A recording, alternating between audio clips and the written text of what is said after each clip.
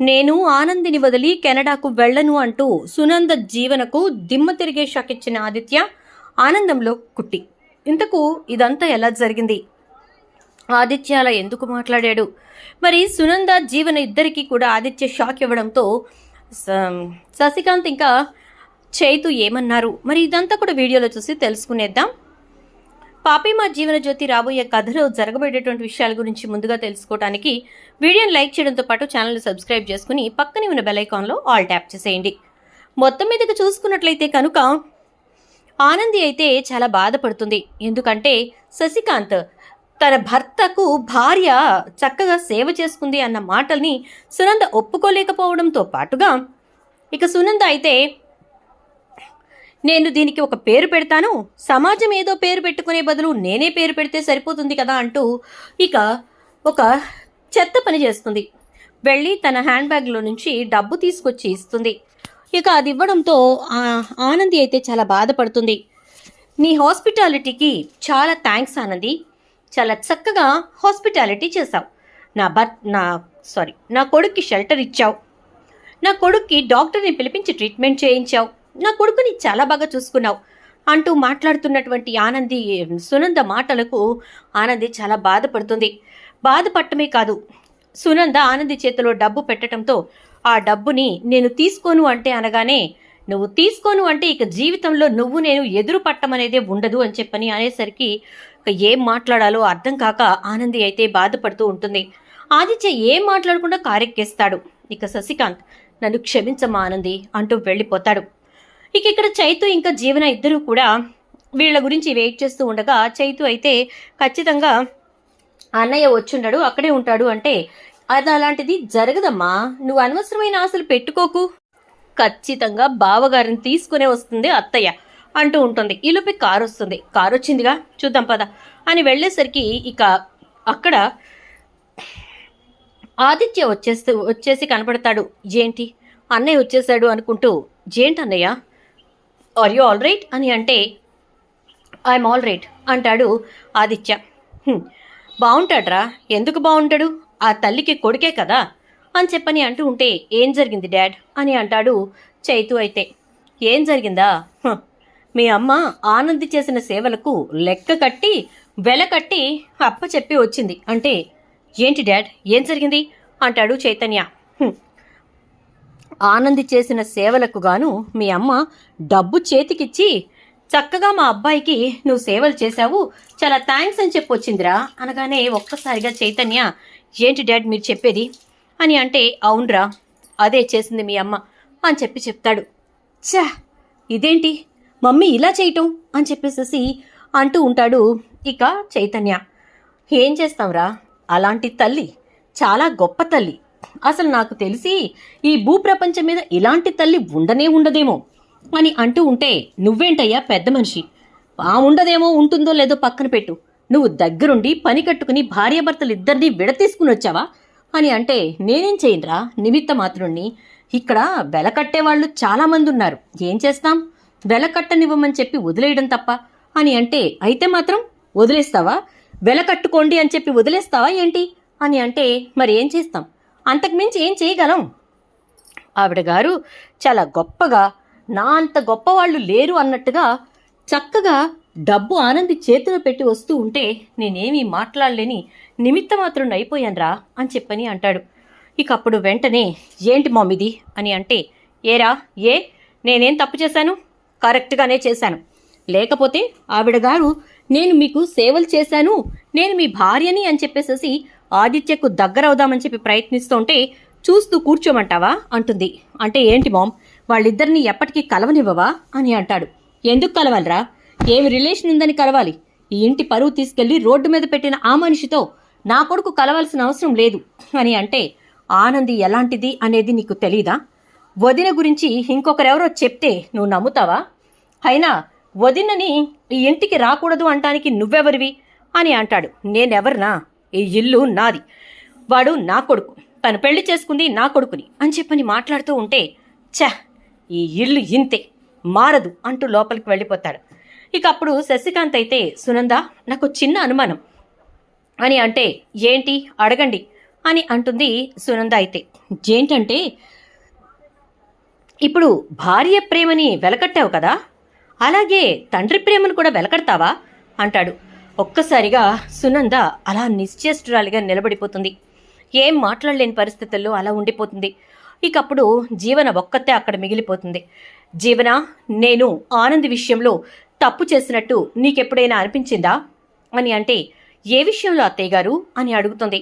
ఆనందిని ఇంట్లోంచి బయటకు గెంటేసే విషయంలో అని అంటే, మీరు తప్పు చేశారు అత్తయ్య గారు, చాలా పెద్ద తప్పు చేశారు అంటుంది. జీవన, ఏం మాట్లాడుతున్నావు అని అనేసరికి, అవునత్తయ్య గారు, మీరు చాలా పెద్ద తప్పు చేశారు. ఆ తప్పు వల్లే ఆనంది మళ్ళీ ఆఫీస్లో అడుగు పెట్టింది. అలా ఆనందిని మీరు తిరిగి ఆఫీస్లో అడుగు పెట్టనివ్వడమే పెద్ద తప్పు.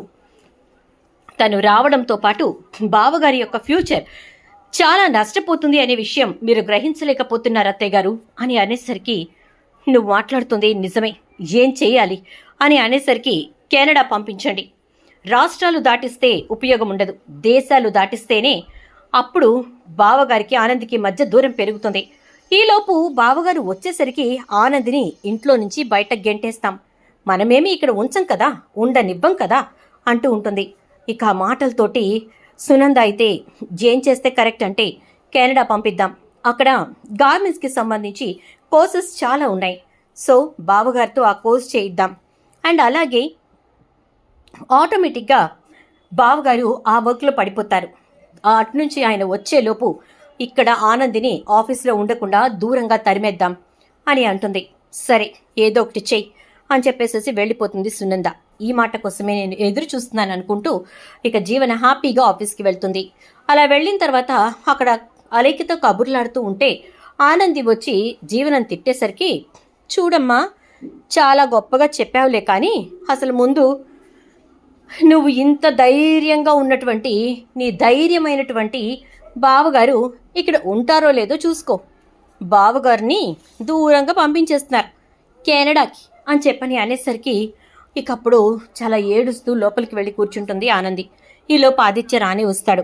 ఆనంది అని చెప్పని పిలిచేసరికి ఆనంది గబగబా కళ్ళు తుడుచుకుని లేచి నిలబడుతుంది. ఏం చేస్తున్నావు, ఎందుకు అలా ఉన్నావు అని అంటూ ఉంటే, నేనేం చేసినా అలా ఎందుకున్నా మీకు ఇబ్బంది లేదు కదా, ఎందుకు మీరు బాధపడతారు అని చెప్పని అంటుంది. నేనేమీ బాధపడట్లేదు, అసలు నువ్వెందుకు అలా ఉన్నావని అడుగుతున్నాను. నీతో కొంచెం మాట్లాడాలి. అంటే ఏ విషయం గురించి? మీరు రాష్ట్రాలు కాదు దేశాలు దాటి వెళ్ళిపోతున్నాను అని చెప్పే విషయం గురించా? చెప్పండి అని చెప్పని అంటుంది. అదే ఆ విషయం గురించే అంటే, ఒక మనిషి తప్పు చేస్తే దేశాలు దాటి వెళ్ళిపోయి మరీ వదిలేస్తారా ఆదిత్య గారు? నాకు తెలియదులే, అందుకే అడుగుతున్నాను. తప్పుని క్షమించేటటువంటి గుణం మనిషికి భగవంతుడిచ్చాడు. అసలు తప్పు చేశారో లేదో తెలియకుండానే వాళ్ళు తప్పు చేశారు అని నిర్ధారించుకొని వాళ్ళకి దూరంగా వెళ్ళిపోవటానికి దేశాలు దాటటం ఒక్కటే ఆప్షన్గా ఎంచుకున్న మిమ్మల్ని ఏమనాలో నాకు అర్థం కావటం లేదు. అసలు మీరు ఎందుకు వెళ్ళాలి ఆదిత్య గారు? మీరు వెళ్తూ నా నిజాయితీని, నేను తప్పు చేయలేదనే విషయాన్ని ప్రూవ్ చేసుకునే అవకాశాన్ని నాకు ఇవ్వకపోగా నేను ఎవరికి ప్రూవ్ చేసుకోవాలో చెప్పకుండానే వెళ్ళిపోతున్నారు. చెప్పండి, మీరు వెళ్ళిపోవటం వల్ల ఎవరికి ఉపయోగం? మీరు వెళ్ళిపోయి ఎవరిని సంతోష పెడదాం అనుకుంటున్నారు? మీరు వెళ్ళిపోయిన తర్వాత నేను ఎవరికి నా నిజాయితీని నిరూపించుకోవాలి? అసలు నిరూపించుకోవాల్సిన అవసరం లేకపోయినా నేను మళ్ళీ మీ కుటుంబంలో కలవాలి అన్నా, మీ భార్యగా మీ ఇంట్లో అడుగు పెట్టాలి అన్నా నేను నిరూపించుకోవాల్సిందే అనేటటువంటి పరిస్థితి నాకు తీసుకొచ్చారు. కానీ ఇప్పుడు మీరు కెనడాకి వెళ్ళిపోతున్నారు అని చెప్పి తెలిసి నేనేం చేయాలో నాకు అర్థం కావట్లేదు. మీరు వెళ్ళి అక్కడ ఉంటే నేనిక్కడ నా నిజాయితీని ఎవరికి నిరూపించుకోవాలి? మీ అమ్మకా, మీ నాన్నకా, లేక మీ మరదలికా, మీ తమ్ముడికా? ఎవరికి నిరూపించుకోవాలి? ఎవరి దృష్టిలో నేను మంచవ్వాలి, ఎవరి దృష్టిలో నేను చెడవ్వాలి? అసలు నేను ఎందుకు బ్రతికుండాలి అంటూ ఉంటుంది. ఏం మాట్లాడుతున్నావు ఆనంది అంటే, లేకపోతే మీతోనే నా జీవితం అనుకున్నా, మీరే నా సర్వస్వం అనుకున్నా, మరి అలాంటి నాకు మీరు చేసిందేంది ఆదిత్య గారు? చేస్తుందేంది? అసలు మీరు దూరంగా పోవుడేంది అని చెప్పని అంటూ ఉంటుంది. ఇక ఆ మాటలకు ఆదిత్య ఆలోచనలో పడతాడు. ఆనంది, అది కాదు, కొన్నాళ్ళు నేను కూడా కాస్త ప్రశాంతంగా ఉందామనుకుంటున్నాను అంటే, ఓ నా దగ్గరగా ఉన్నా, నాకు దరిదాపుల్లో ఉన్నా మీకు ప్రశాంతత ఉండదన్నమాట. మరి గట్లా ఆ మాట నాకే చెప్పినట్టయితే నేను శుభ్రంగా దూరంగా పొయ్యేటిదాన్ని కదా. మీతోనే ఉండాలని, మీ చుట్టుపక్కలే ఉండాలని, మిమ్మల్ని చూస్తూ ఉండాలని నేనే తప్పు చెయ్యలేదు అని చెప్పి ఏ రోజుకైనా నిరూపించుకుని, నువ్వు నా భార్యవి, ఏ తప్పు చెయ్యవానంది అని చెప్పి మీరంటే నేను వినాలి అని చెప్పి ఇన్నాళ్ళు ఎదురు చూస్తూ ఉన్నాను.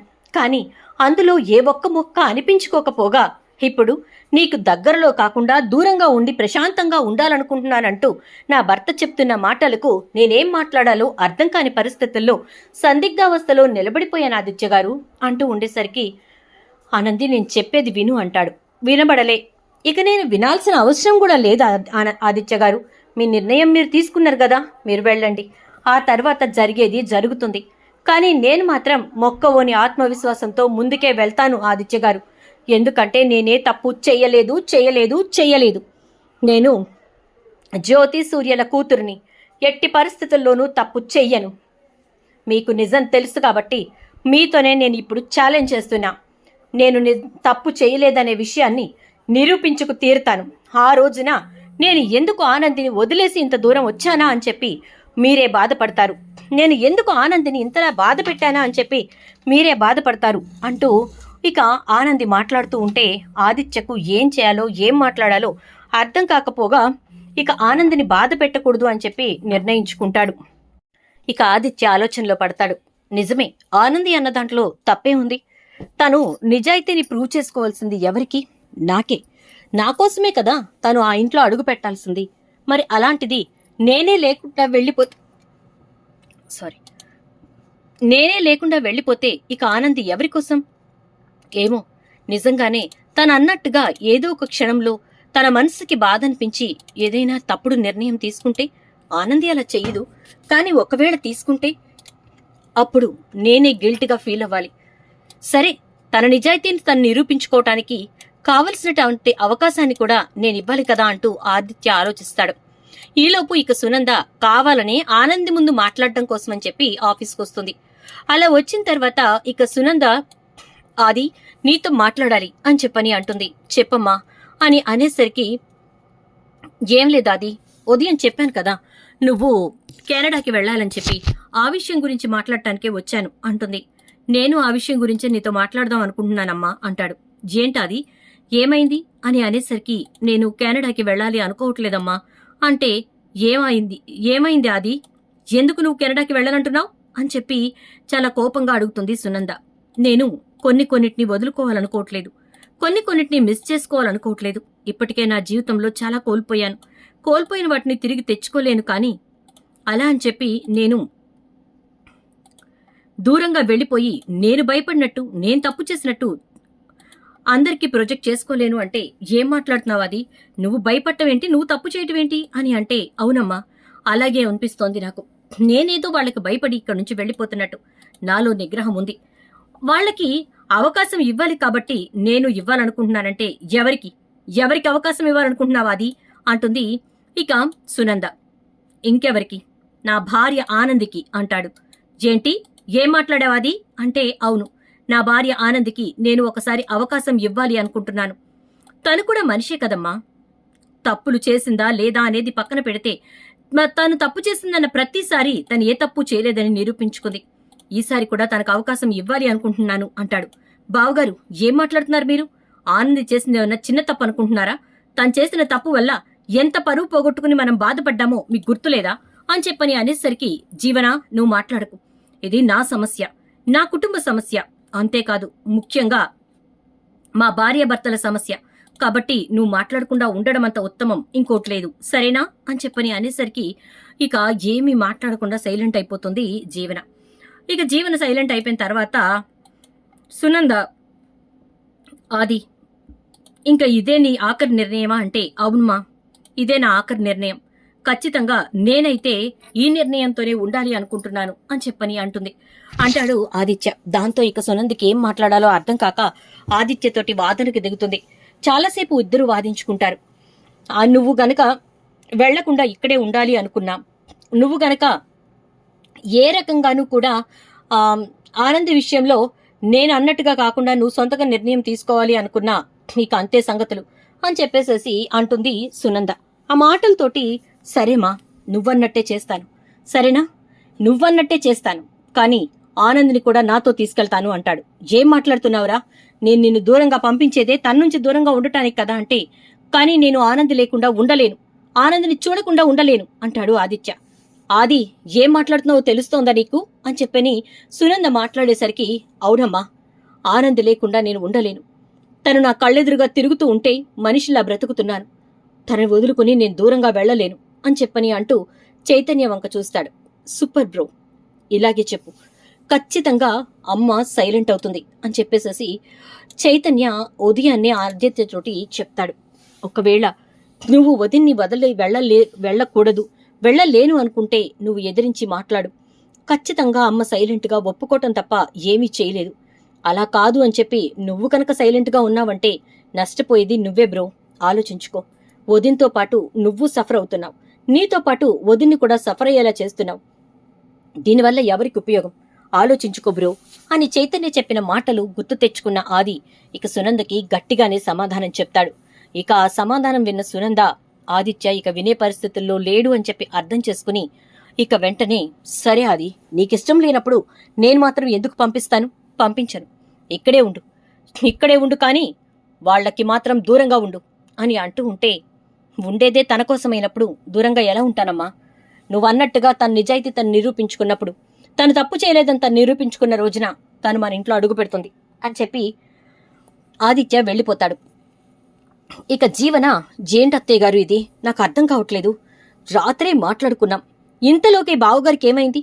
ఉదయాన్నే సరే అని చెప్పి ఆఫీస్కి వచ్చారు కదా అంటే, ఇక్కడికి వచ్చాక అమ్మగారు మార్చేసినట్టుంది అని చెప్పని అంటూ, అసలు దానికి ఆదిత్య కెనడా వెళ్తున్న విషయం ఎలా తెలుసు అంటే, అది నేనే చెప్పాను అత్తయ్య గారు అని చెప్పని అంటుంది జీవన. నువ్వు చెప్పావా? ఎందుకు చెప్పావు అని అంటే, బావగారు ఎలాగో ఒప్పుకున్నారు కదా, ఇక వెళ్ళిపోతారు అన్న ఆలోచనతో నేనే ఆనంద్కి ఆ విషయం చెప్పాను. ఈలోపే ఇంతలా జరిగిపోతుందని, ఇంతలోనే ఆ బావగారి మనసు మార్చేస్తుందని నేను అస్సలు ఊహించలేదు అని అంటే, ఆనంద్ని అంచనా వేయటం అంత ఈజీ కాదు జీవన. నువ్వు నోరు మూసుకుని ఉండకుండా దానికి విషయం చెప్పి అసలు అనుకున్న ప్లాన్ మొత్తాన్ని కూడా రివర్స్ అయ్యేలా చేసావు. ఛా అని చెప్పేసి అంటుంది ఇక సునంద. ఇక జీవన సైలెంట్ గా లోపలికి వెళ్తుంది. ఆనంది ఆ సంతోషానికి అవధులే ఉండవు.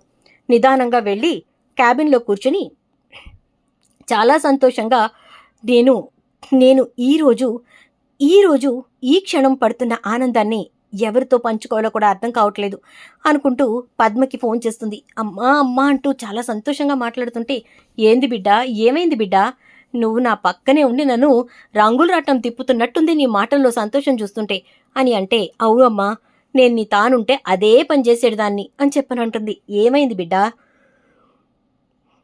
ఎందుకంత ఆనందంగా ఉన్నావు అని అంటే, ఆయన కెనడాకి పోవట్లే అంటుంది. కెనడాకి పోవుడేందే అని అంటే, అవు, రాత్రి అత్తయ్య గారు జీవన కలిసి ఆయన్ని దేశం దాటించి పంపించాలనుకున్నారు. దానికి ఆదిత్య గారు ఉదయాన్నే ఒప్పుకుని ఆఫీస్కొచ్చారు. కానీ నాకిక్కడ విషయం తెలియటంతోటే నేను పడ్డ బాధకి, నేను ఏడ్చిన ఏడుపుకి ఆయనకు నా మనసు అర్థమైంది. నా మనసుని అర్థం చేసుకున్నారు. వాళ్ళ అమ్మతోని నేను యాడికి బొయ్యేడిది లేదు, నా పెండ్లంతో ఈడనే ఉంటాను, కలిసుంటామా విడిగుంటామా అనేది పక్కన పెడితే నా పెళ్ళం ముంగట నేను, నా ముంగట నా పెళ్ళం ఉండాల్సిందే అని చెప్పిర్రమ్మా అని చెప్పని అంటుంది. దాంతో పద్మ, అంతే బిడ్డా, భార్యాభర్తల బంధం అంటే గట్లనే ఉంటది. మాట్లాడుకున్నా పోట్లాడుకున్నా ఎదురు బుదురుగా ఉండాల్సిందే, ఒకరితోనొకరు చూసుకుంటూ మాట్లాడుకోవాల్సిందే, అంతే తప్ప దూరంగా పోవుడు అందరితోని కాదే. మంచి భర్త దొరికినప్పుడు ఖచ్చితంగా మనకు అనిపించేది అదే అని చెప్పని అంటుంది ఇక పద్మ. అయితే ఆ మాటలతో ఆనంది చాలా సంతోషపడుతూ ఉంటే, నేను తీపి చేసి నీకు తీసుకొస్తా సరేనా, మీ నాయనతో దోల్తాను, వీలైతే నేను కూడా వస్తా అని చెప్పి ఫోన్ పెట్టేస్తుంది పద్మ. ఇక ఆనంది గదిలో కూర్చొని చాలా సంతోషిస్తూ ఉండగా ఆదిత్య వస్తాడు. మా అమ్మ నీ చేతిలో డబ్బులు పెట్టినందుకు సారీ అని చెప్పని అంటే, మీరు దేనికి సారీ చెప్పుడు? డబ్బులు పెడితే మాత్రం నేనేమైనా ఆ డబ్బులు తీసుకుని ఖర్చు పెట్టుకుంటానా ఏంది? శివైతాన పెట్టినా ఖచ్చితంగా ఆ డబ్బులు అదే కట్ట గట్లనే మీ అమ్మ చేతిలో పెడతా, అందులో ఎటువంటి అనుమానం లేదు అని చెప్పానంటే, నువ్వు తగ్గవు కదా అంటూ ఆదిత్య అక్కడి నుంచి వెళ్ళిపోతాడు. ఇక అలేఖ్య జీవన అయితే ఏం జరుగుతుందో అర్థం కాక పిచ్చెక్కి చూస్తూ ఉంటారు. ఎటుపోయి ఎటొచ్చినా ఆనందిదే పైచే అవుతోంది, తనే నెగ్గుతోంది అని చెప్పని అనుకుంటూ ఒకళ్ళు ముక్కలొకళ్ళు చూసుకుంటారు. చూద్దాం ఏం జరుగుతుందో. వీడియోని ఇస్తే లైక్ చేసి వీడియోని షేర్ చేయండి, ఛానల్ సబ్స్క్రైబ్ చేయండి, పక్కనే బెల్ ఐకాన్లో ఆల్ ట్యాప్ చేయండి.